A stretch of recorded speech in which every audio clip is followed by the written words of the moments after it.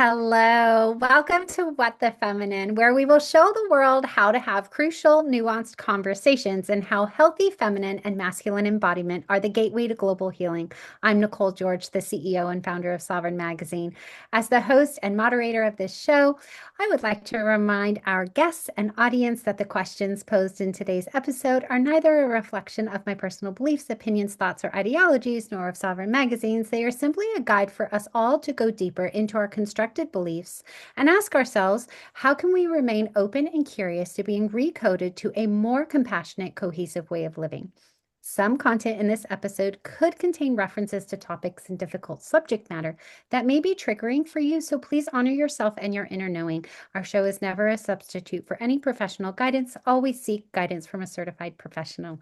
Today, we have three gorgeous women from all around the globe. I cannot wait to speak with each of them because today's topic is redefining protection, the masculine role in holding space for the feminine. But before we go into that, I want each of them to introduce themselves and share where they're calling in from. Ashley, you're first on my screen, so why don't you go ahead? Hello, I am Ashley Dahlem, and I am the birth work, body wisdom, and cyclical care columnist for Sovereign Magazine. And I help to guide women moving through pregnancy, postpartum, and big life transitions. I spent 25 years helping women come home to their bodies, understand their cycles, their nervous system, and the emotional depth. As a Scorpio and someone who's walked through deep transformations myself, I am passionate about how masculine and feminine energies co-create safely, the connection and healing. I love that so much. Okay, Crystal, you're next. Aw, Oh, thank you. I'm Ashley, where are so you happy. calling? Yeah. Sorry, Crystal. Ashley, where are you calling in from? I am calling in from Monterey, California, in the United States. Yes. Okay, Crystal, now it's your turn. Well, I am happy to be here. Sitting right here in the circle with you ladies, even before we popped on the recording, I love how it's like you can just tap in and feel the energy like forming and expanding.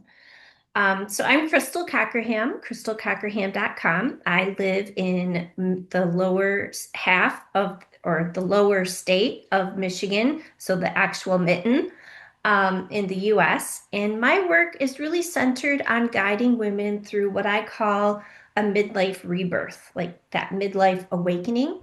So essentially, I help women who have spent years listening to the world shoulds, and finally like unbinding themselves from those rules, right? So they can master the language of their own inner goddess. And through sacred rituals, ceremonies, something I call lunar whispers, so it's like a red tent type of astrology, and devotional practices, right? Like helping women develop their own spiritual practice and things that really support them.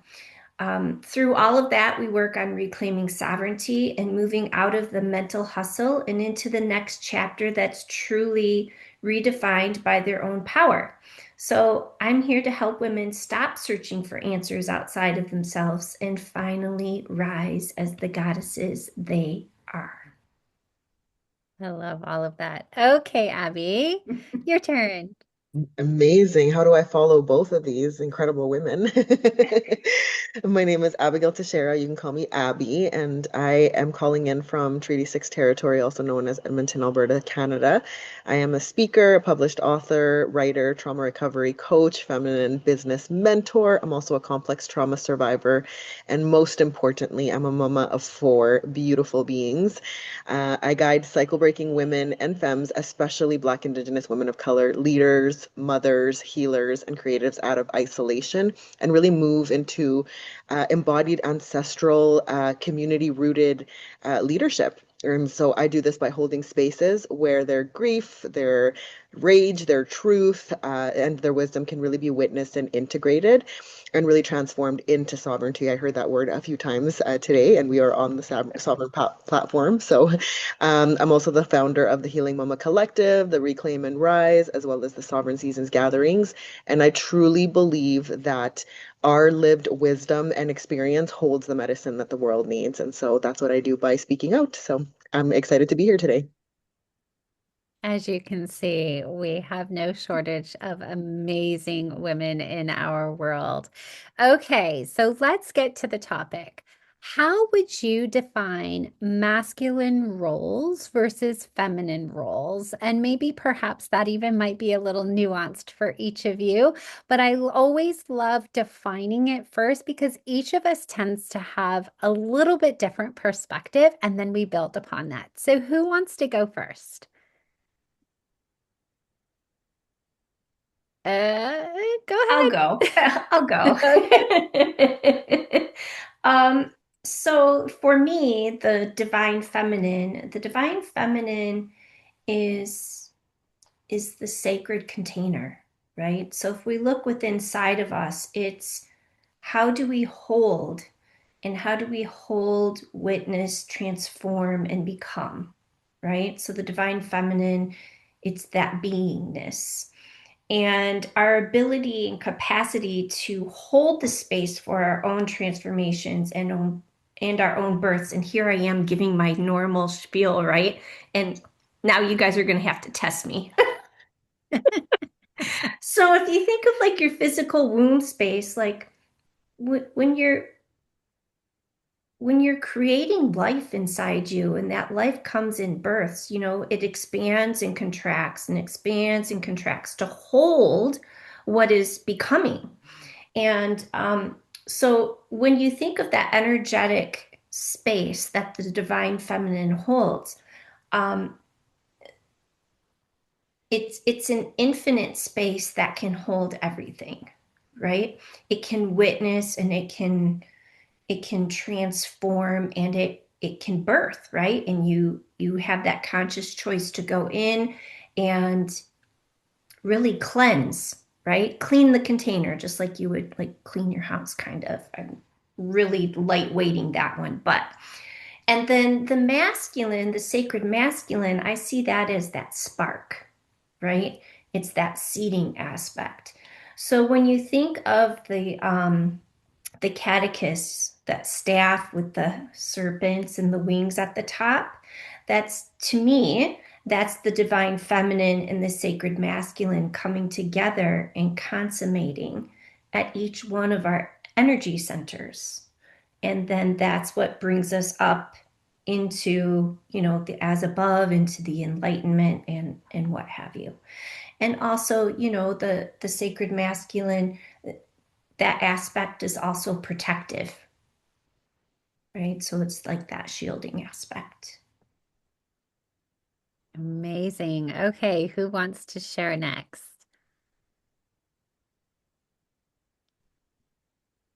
I'll go ahead and go. Okay.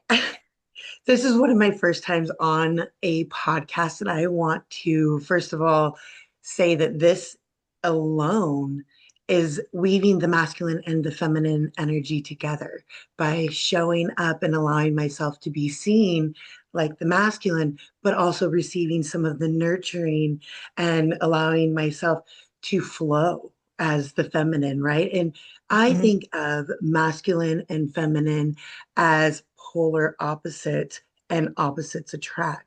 Where if you think of, as you were saying, the masculine as a rod or an arrow, the feminine is going to be the field. And if the masculine is structure, then the feminine is flow. Um, and when we are able to attract and to feel safe, as you're mentioning, within that container, think of the creativity. Or if the masculine is the banks and then the feminine is the water, we're able to really allow ourselves to be structured and to not only be structured, but to have that nourishment within the container to allow ourselves to really feel fertile and to allow things to grow. Yeah. I love that. Okay, Abby. When I think about kind of like the divine feminine and the masculine energies, I think we need both. really as even as females, I know there's a time and place to have that masculine kind of push energy to create, to kind of get things done, to, have timelines, to have structures, all of that kind of stuff. And then we weave in the feminine by honoring our bodies, our intuition, when it's time. Our cycles is a big thing that I've been talking a lot about lately, because we cycle very differently than the masculine, right? And so I think that the combination of both, in a balanced way, really creates just really beautiful energy. And I think about my husband, for example. So we've been together for 18 years, I want to say, and, been through a lot together. And, he is somebody that I feel incredibly safe with. And so because I feel safe and supported and held by him, I'm able to show up a lot more boldly, and take risks and trial and error things and all of that kind of stuff. And it wasn't always like this. We've definitely done a lot of work individually and then together. As a couple, to be able to balance these kind of energies and what we bring to our home as we're raising our four kids. But yeah, I when I kind of take a step back and I think about, why I'm able to do what I'm able to do. A mom of four, a business owner, on my healing journey. I still work part-time as a nurse, like all the things, right? Like I'm able to do that because of, this partnership that I have with my husband, who's very much into his masculine energy, and he also taps into his feminine energy as well, in the sense that this is a work in progress, really allowing himself to tap into emotions, to communicate openly, to be seen vulnerably. And he's able to do that because I also, in return, create a safe space for him to do that and explore that feminine energy inside, right? And I have three boys. I have a daughter and three boys. And it's just so beautiful to see that in my boys, where they're really embracing both their very fiery masculine energy, as well as, the softer side of emotions and feeling deeply and, shedding tears when things are, we're watching a Disney movie and something comes up and it's like, touching. They're not afraid to allow those tears to fall. And that's very different than the way we both grew up, my husband and I, right? And so we don't like shame him or anything like that. We allow for him to express himself in that very innate, natural way, because we do Mhm. have both, this irregardless of the gender that we kind of classify as, right? And so I think it's just a really beautiful thing to explore together, and also do our own individual work. Like I said, I've definitely been in many seasons where I have fully embodied the masculine energy, and that has left me depleted, right? Depleted and burnt out and all of that kind of stuff, and has really zapped my creativity. And so I've had to learn. I was like, okay, I can't always be operating in this way. Let me allow for my feminine energy to come in and really follow, kind of that cyclical living and express myself in that way in the time and place. And so, yeah. Thank you so much, all of you, for that. Because see how each one is all connected, but so different, and the perspectives are just so yummy. And so I want to tap into, because we are in this big transition phase from the patriarchal phase to more Aquarian, and we're kind of like stuck in between, and we've got a lot of feminine flow coming in. But how can we begin to really embrace the masculine side and hold space for that without the control and dominance that typically comes with that? I know you were talking a little bit, Abby, about burnout and things like that. And we need to have structure. We need to have a little bit of that inspired action to move forward. You can't just be in surrender and flow all the time. There needs to be that masculine piece to it. But how can we do that without the dominance and control? Who wants to tackle that one? Ooh, this is all me in the birth space. Okay. Let me tell you, it's all about that grounded presence, right? When there's safety involved, not only in her partner or in the birthing person's partner, but it's within the team. And it's not trying to control a situation because, as we know, birth cannot be controlled. and allowing for like emotions to flow. And also for the men, not trying to fix, right? They want to fix everything because that's part of how they know how to control the situation. So if they allow for that fixing of the emotions and shutting down of the expression to kind of fade away, as you were saying, Abby, letting men express their emotions and teaching them that at a young age, being the person that they can um, be their mentors, right? Be the younger generation's mentor, having good role models for men in general to look up to, because that we mimic as humans. And so if we have great role models, then we want to set that expectation up for our future generation. Yes. Yeah, Yes to my all of my that. 2 cents. Okay, who wants to go next? I can share a little bit because you brought up the word patriarchy, and I think it's, when we think about masculinity, sometimes it can be kind of compared to the patriarchy, but there's very, very different and distinct, um, I guess, like descriptions of each, like what we're talking about here today is the divine feminine and the masculine. Those are energetic principles that really govern and exist in all of us, right? Mhm. Whereas the other one is a social system of domination and control. And so when we look at the world around us, it is completely drenched in the patriarchy, right? This is the hierarchical kind of systems of power. Like you mentioned, domination, control, extraction, really, really rooted in colonization, ownership, all of that kind of stuff. And it's really sustained by fear and that scarcity kind of mentality.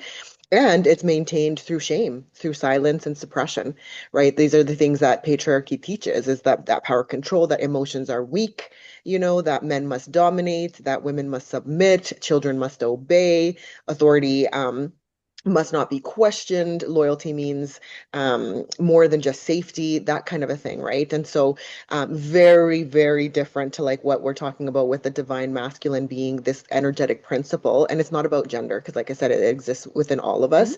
And to Mhm. me, what the divine masculine really represents is integrity, protection, not control. There is some structure there, some direction, responsibility, accountability, presence, courage, truth, those kind of things, right? And so not dominated by fear. Instead, it's the total opposite. It's more so creates this safe energy, right? I'll protect, not dominate. I'll take responsibility when I've created harm. Those kind of things which are just totally different. And so I think it's really important to kind of understand the differences between them because, there's also this talk of, we should go back to this like matriarchal kind of system that our ancestors lived amongst. And there's just this kind of confusion around what that even means because they think it's like flipping, from patriarchy to like matriarchy is the same principles of domination, control, but except that this time we're talking about a female, right? But it's not. It's not at all that I guess like description of that, right? And so yeah, and so like when I think about really embodying the divine masculine with like, I look at my boys, I look at my sons, my husband, I see it as really nurturing that part of them that really allows for them to connect not only deeply within themselves, but also with us, as their partners, as the female component, all of that kind of stuff. And it really is incredible and deep how that can happen. And it's a work in progress because many were not raised in this way, right? And just to like even communicate is a big, big thing. Most men is like, okay, well, I like you never know what's gonna.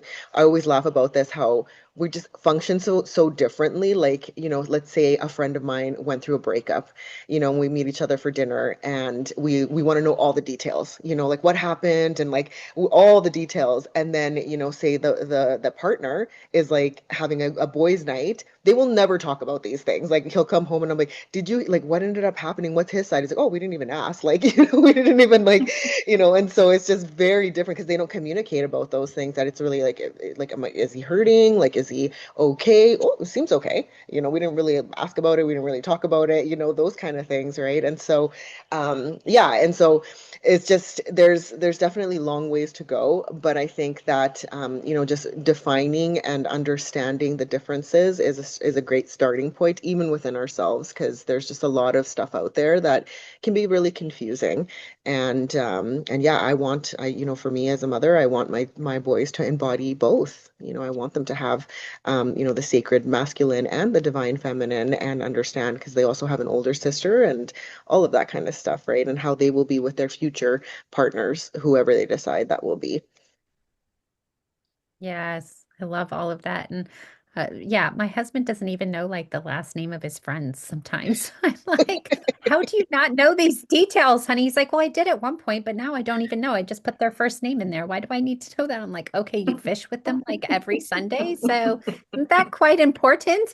No, Yeah. yeah, and they don't talk about anything either, you know. I think that's so strange. We are so deeply connected to details as women, and I find that fascinating because if we define the masculine as we have like control and structured and things like that, they're not that when it comes socially. So there's a lot more that I would love to explore with that after you said that. So thank you. I think that's something for another show. Okay, Crystal, what do you think? Well, for me, I just want to back it up a little bit. So, putting the divine feminine in the same sentence with patriarchy, just the word patriarchy, because patriarchy is like, it's right at the end of my tongue. I hate that when that happens. I had it a minute ago. Patriarchy, it is like a system, it's like an institution, right? There's an absolute hierarchy and a belief system that's stuck in place, and it's centered around control and power, and control and power in a negative connotation, because you can have or want somewhat of control, and you can really tap into your power in a loving and beauty way, right? So the wounded masculine, something we haven't talked about yet, that is what really feeds that patriarchal society, and they're fed on control versus allowing, protecting, um, you know, don't really have that level of compassion that's really needed for us who really embrace our true nature and allow for all of the feelings and that kind of thing. That opens up the windows for communication, and we look at power as a totally different relationship from them. So I love everything that Ashley and Abigail has shared, because it's so important. But I really just wanted to, I really just felt like mentioning that wounded masculine versus the sacred masculine, they are two very different energies. And the sacred masculine doesn't feed the patriarchy. The patriarchy has no control over the sacred masculine. The patriarchy has no control over the divine feminine, right? They have control over the wounded aspects of ourselves, who keep ourselves in that relationship and in that pattern and on that playing field. So for me, that's really what I wanted to kind of put out Mm. there for everybody. I love that. Gosh, we could spend a whole hour on just that part alone. So Mhm. thank you for that. We definitely need to come back to that piece because you're absolutely right. We decided to call, instead of toxic femininity and masculinity, this show terms it as unhealed masculine, unhealed feminine, and that is what drives a lot of the patriarchal systems and things like that. So thank you Mhm. for reminding us about that, that we all have a lot of healing and work to do. Okay, we're just about out of time, and I always love to leave with a little bit of a takeaway from each of you. I know it goes so fast, right? So how can we co-create with both? Both are divine feminine, both are divine ma or sacred masculine. And what is one thing that either you do every day to honor both, or what you recommend to your clients and how we can co-create with them to be the gateway to global healing? Who wants to tackle that? I'll go. The power of presence. I mean, allowing yourself to be, because the patriarchal aspect of society is always pushing to go, go, go, do, perform, perform, perform. And there is an absolute investment in our own vitality, in our own health, in our own wellness, when you think across the board, to the aspect of letting yourself be. And I don't mean tune out and blindly stare at the television for hours on end. I mean, let yourself be and be in your energy, whether that's through meditation, whether you involve yourself into some kind of journaling practice, some sort of creative project. You know, if your form of creating is you like to garden, or, you know, there are people out there who really, really, truly love cleaning.